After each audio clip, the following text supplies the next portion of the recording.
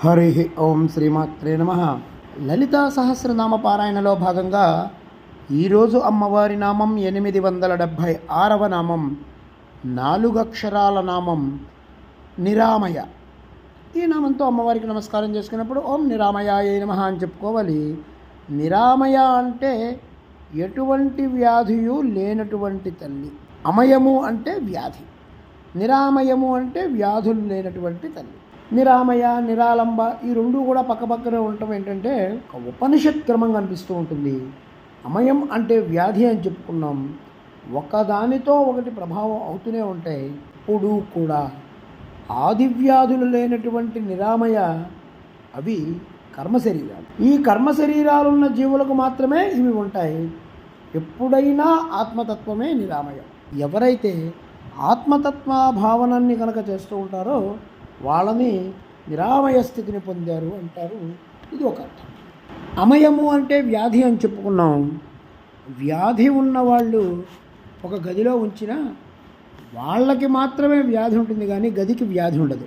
అట్లాగే అమ్మవారు ఆత్మస్వరూపిణి. ఆవిడ ఈ ప్రపంచాన్ని కాపాడుతున్నా ఆవిడకి ఈ ప్రపంచంలో ఉన్నటువంటి ఎటువంటి వ్యాధులు కూడా అంటవు. అలాగే అమ్మని ఆశ్రయిస్తే ఉన్న వ్యాధులు కూడా పోతూ ఉంటాయి. కొన్ని మంత్రాలకి కొన్ని వ్యాధులు పోతూ ఉంటాయి. పార్శ్వపు నొప్పి వస్తే ఒక మంత్రం ఉంది, ముటితాముటితాలాముటిత స్వాహ అమయధ్వంస పటలం. ఇది సూర్యుడు ఉదయిస్తున్న సమయంలో ఈ పార్శ్వపు నొప్పి ఎవరికైతే ఉందో వాళ్ళ నెత్తి మీద మొట్టికాయలు మొట్టి కనుక ఈ మంత్రం జపం చేస్తే పార్శ్వపు నొప్పి, పక్కడెముకల నొప్పి పోతుంది. అట్లాగే టైఫాయిడ్ ఉన్న వాళ్ళకి ఔషధం మంత్రరూపంలో చెప్పారు.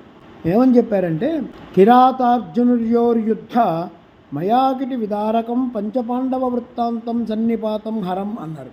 అంటే ఇక్కడ మనం అర్థం చేసుకుంటే కిరాతం అంటే నేలవేము, అర్జున అంటే మద్ది, యుద్ధ అంటే రెండింటిని కలిపి దంచడం, మాయా అంటే శొంఠి, కిటి అంటే నేలతాడి, విదారకం అంటే నేలగుమ్మడి, పంచపాండవం అంటే తెల్లగా ఉన్నటువంటి పూల చెట్లు కలిగినటువంటి పూలు, వాటి పాదులు అంటే వేప, నేలవేము, కటకరోహిణి, చేదు పొట్ల, చేదు దొండ, దీన్ని కాకిదొండ అంటుంటారు. వీటన్నిటినీ కలిపి దంచి ఆ వచ్చే చూర్ణాన్ని టైఫాయిడ్ రోగులు కనుక సేవిస్తే అది ఔషధంలా పనిచేస్తుంది. ఇట్లా ప్రతి దాంట్లో కూడా వ్యాధి నిరోధకమైనటువంటి మంత్రాలు ఉంటాయి. ఈ వ్యాధులు ఏవైతే అమ్మని పట్టుకున్నారో వాళ్ళకి అంటవు. కాబట్టి అమ్మవారికి ఎలా అయితే మొత్తం వ్యాధులు ఉన్న ఈ లోకంలో ఉన్నా కూడా ఆవిడకి ఎటువంటి వ్యాధి అంటలేదో ఆత్మస్వరూపంగా ఉన్న తల్లికి, మనం కూడా ఎన్ని వికారాలున్నా మన ఆత్మకి ఎటువంటి వికారం ఉండదు. దాన్ని సాధించుకోవాలి. అక్కడ అమ్మని నిలుపుకొని మనం పూజిస్తే మోక్ష మార్గానికి దారి చూపిస్తుంది. ఓం ఐం హ్రీం శ్రీం నిరామయాయ నమః. ఓం శ్రీమాత్రే నమః. ఓం శ్రీ మహారాజ్ఞే నమః. శ్రీమత్సింహాసనేశ్వర్యై నమః.